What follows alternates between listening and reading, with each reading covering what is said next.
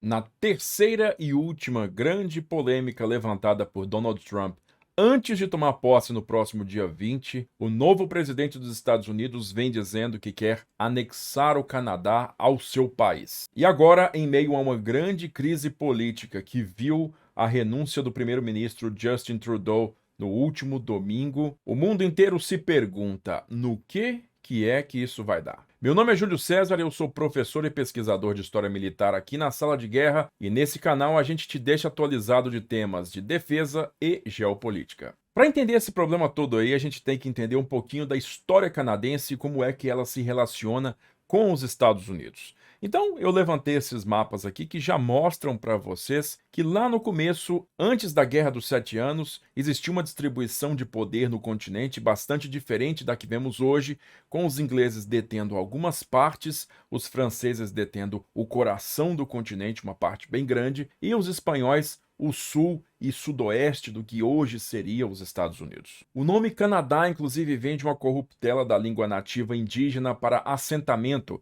que era algo parecido como Kanata, e foram justamente os franceses os primeiros a utilizar esse termo. Como vocês estão vendo nessa parte cinzenta aqui da imagem, os franceses se estabeleceram na região dos Grandes Lagos e batizaram essa região e uma cidade capital dela de Quebec. E como vocês podem observar, os domínios franceses se estendiam até o centro do que hoje é os Estados Unidos, até aqui hoje onde se localiza a Louisiana. Mas, como eu já falei, naquele evento chamado de Guerra dos Sete Anos, que aconteceu de 1756 até 1763, os franceses sofreram uma grande derrota militar ante as forças britânicas e no Tratado de Paz acabaram tendo que ceder seu território norte-americano para os britânicos, conforme vocês podem ver nesse novo mapa aqui, América do Norte, após 1763. Então, mesmo com uma gigantesca população colonial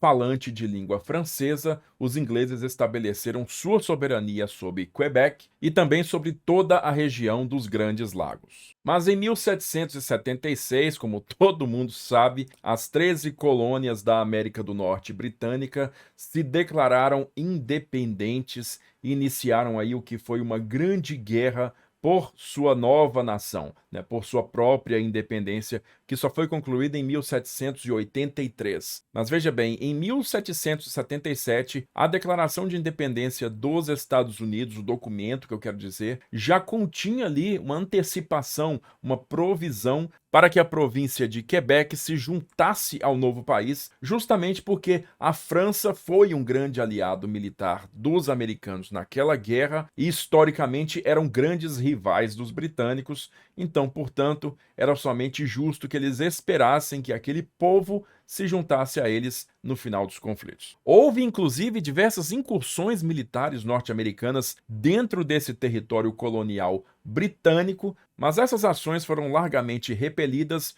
e os revolucionários não mais se aventuraram naquela região. Vale a pena a gente fazer um parêntese aqui para explicar por que as colônias do norte, as colônias que viriam a ser o Canadá, como a Nova Escócia, New Brunswick e a Terra Nova, também não se juntaram às 13 colônias norte-americanas em sua declaração de independência. Existem muitas razões para isso, mas uma das principais razões foi que o comando dessas colônias, por sua proximidade muito maior geograficamente, inclusive falando com a Inglaterra, sabiam que a primeira resposta militar britânica viria justamente contra eles e justamente por isso resolveram ficar de fora da luta. Em 1812 é desatada uma nova guerra entre Estados Unidos e a Grã-Bretanha, e nessa guerra a fronteira norte entre os Estados Unidos e os domínios britânicos, que seriam o Canadá, foram um teatro de operações principal. A guerra acabou durando mais de 3 anos e foi caracterizada por uma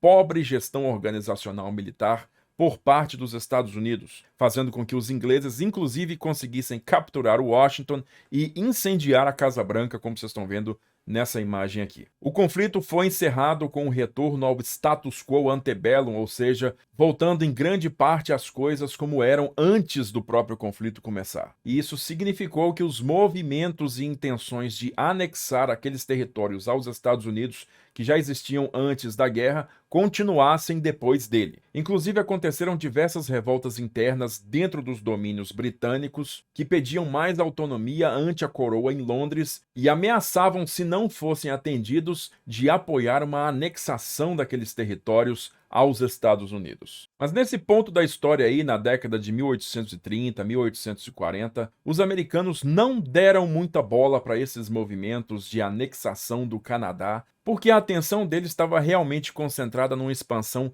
para o oeste do continente, o que os colocava em rota direta contra, na verdade, o México e outros domínios britânicos na região oeste, em particular a Colômbia Britânica, que fica nessa área que você está vendo aqui, ó. Aí em 1861 tem início a Guerra Civil Americana ou Guerra de Secessão, como a gente conhece no Brasil. E muito embora o Canadá tenha permanecido oficialmente neutro, Londres acabou sim apoiando os Estados Confederados da América com diversos carregamentos de armas e também com a manufatura de diversos navios de guerra para uso pela Marinha Confederada durante o conflito. E apesar dos bloqueios da União contra os portos do Sul, esses navios fura-bloqueio britânicos acabaram abastecendo bastante os confederados, no movimento que alguns historiadores consideram que conseguiu alargar a guerra, prolongar a guerra por mais um ano ou um ano e meio. Além disso, no último ano da guerra, alguns ataques confederados de pequenas formações de soldados aconteceram nas províncias do norte dos Estados Unidos e depois da ação, esses soldados confederados imediatamente fugiam para o norte da fronteira, onde eram inicialmente presos, mas logo depois soltos, provocando a fúria dos norte-americanos. Isso resultou que no final do conflito existia uma tensão bem grande entre os norte-americanos e os britânicos ao norte da fronteira. E logo depois do fim da guerra, já em 1866, algumas milícias compostas por irlandeses realizaram uma série de ataques ao norte da fronteira que ficaram conhecidos como Fenian Raids, com o objetivo de causar prejuízo e capturar pedaços de terra britânicos naquela região para que pudessem ser trocados por uma eventual independência da Irlanda. O governo dos Estados Unidos tinha pleno conhecimento de onde esses ataques eram preparados e também quem os preparava, mas agiu com muita vagareza para poder impedir sua realização, visto que sua relação com a Grã-Bretanha ainda se encontrava em maus lençóis pelo apoio daquele país aos confederados na guerra. Aí no ano de 1867, pelo menos duas coisas muito importantes aconteceram. A primeira delas foi que os Estados Unidos comprou do Império Russo a província do Alasca, que anteriormente era conhecido como Rússia Americana. A compra desse território de repente colocou toda a Colômbia Britânica, que como eu falei com vocês era a colônia mais a oeste no continente aqui, sob domínio de Londres, que se estendia bem mais ao sul, até quase a fronteira norte da Califórnia, que a gente conhece hoje, comprimindo-a entre dois territórios americanos. E por conta disso, muita gente começou a conjecturar que seria muito provável uma anexação norte-americana de todo o oeste do continente. A segunda coisa importante que aconteceu naquele mesmo ano foi a formação da Confederação do Canadá, que na verdade é a verdadeira origem do país. Não se tratava de uma independência daquelas colônias, mas sim de sua reorganização sob um único parlamento em Ottawa, o que acabou dando forma ao país que nós conhecemos hoje. Mas todos os problemas fronteiriços entre os Estados Unidos e o Canadá acabaram sendo resolvidos em 1871 no chamado Tratado de Washington, que definiu de vez essa fronteira que vocês estão vendo aqui no mapa, que particularmente resolveu a questão da Colômbia Britânica, dividindo aquele território no meio entre as duas nações, e factualmente colocou um fim em qualquer pretensão norte-americana de anexação do Canadá. Repetindo para vocês, desde 1871 não existe nenhuma movimentação oficial do governo norte-americano para a anexação de qualquer parte do Canadá. Em 1914, o Canadá atendeu prontamente os chamados da Grã-Bretanha para a Primeira Guerra Mundial e colaborou com uma força de 620 mil soldados, dos quais 40% se tornaram baixas entre mortos e feridos. E essa colaboração bastante valiosa na Primeira Guerra Mundial fez subir o prestígio do Canadá ante o olhar de Londres, resultando em 1931 na concessão da independência daqueles domínios que passaram a ser formalmente uma nova nação. Mas mesmo sendo mais uma nação independente, o Canadá ainda fazia parte do Império Britânico e seu chefe de Estado continua sendo o monarca em Londres, ou seja, o chefe de Estado do Canadá ainda hoje é o rei Charles III, filho da rainha Elizabeth II. Na Segunda Guerra Mundial, mais uma vez o Canadá atendeu aos chamados de Londres prontamente e dessa vez enviou uma força de 1.100.000 homens. Só que na Segunda Guerra Mundial, a indústria canadense se beneficiou imensamente da guerra, exatamente porque estava fora do alcance dos ataques de qualquer das potências inimigas e conseguiu abastecer Londres desde o primeiro mês da guerra até o último. Além disso, o Canadá recebeu vastíssimos investimentos de guerra dos Estados Unidos e os dois países saíram daquele conflito como parceiros muito próximos. Em 1949, a província da Terra Nova, ou Newfoundland, finalmente se juntou ao restante do Canadá, dando ao país finalmente a forma que a gente conhece hoje. E alguns anos depois, eles formalmente adotaram a sua bandeira nacional com a folhinha de maple tree, ou bordo, a folhinha vermelha. Naquele mesmo ano de 1949, o Canadá mais uma vez demonstra sua parceria muito próxima com os Estados Unidos, se tornando um membro fundador da Aliança do Tratado do Atlântico Norte, a OTAN, sendo, portanto, o único parceiro do continente norte-americano dos Estados Unidos naquela organização. Então, como a gente pode perceber, a história dos dois países na segunda metade do século XX é caracterizada por um alto nível de integração econômica, que culmina com a formação da NAFTA, que é a Área de Livre Comércio da América do Norte, que também vai incluir o México na equação. O primeiro-ministro Justin Trudeau, aqui na fotografia, assumiu o cargo em 2015 e, apesar de ter desfrutado de boa popularidade em seus primeiros anos, sua gestão viu o Canadá aprofundar-se numa séria crise financeira, que fez com que o custo de vida no país se elevasse bruscamente nesses últimos anos, e essa crise se concentra particularmente no setor imobiliário, fazendo com que o aluguel no Canadá tenha se tornado proporcionalmente um dos mais altos do mundo. Apesar de ser o segundo maior país em extensão no mundo, perdendo só para a Rússia, a população canadense é uma população extremamente urbana, vive muito dentro das grandes cidades e a imensa maioria dessas grandes cidades estão todas nessa região aqui norte dos Grandes Lagos. Estima-se que 50% da população canadense viva toda nesse triângulo aqui, ó, de Ottawa e Toronto. Isso faz claro com que o norte do país seja uma grande vastidão desabitada, que em sua grande maioria se configura como uma reserva ecológica. Logo depois da eleição de Donald Trump em novembro de 2024, ele começou a fazer publicações nas redes sociais sobre essa questão canadense, de que o Canadá deveria se tornar o 51º estado norte-americano e que, da forma como a relação entre os dois países existe atualmente, esta seria a única saída viável para os dois. Essa sequência de comentários do Trump provocaram a renúncia da ministra da Economia do Canadá, a Chrystia Freeland, que está aqui na fotografia, em 16 de dezembro de 2024. A Freeland foi a primeira mulher a ocupar o Ministério da Economia no Canadá e era tida como a ministra de tudo, o braço direito do Trudeau e, inclusive, sua potencial sucessora. Então, com a saída dela do governo, a gestão do Trudeau sofreu um grande baque. Aí, mesmo antes do Trump tomar posse para o seu novo mandato, o Trudeau foi à Flórida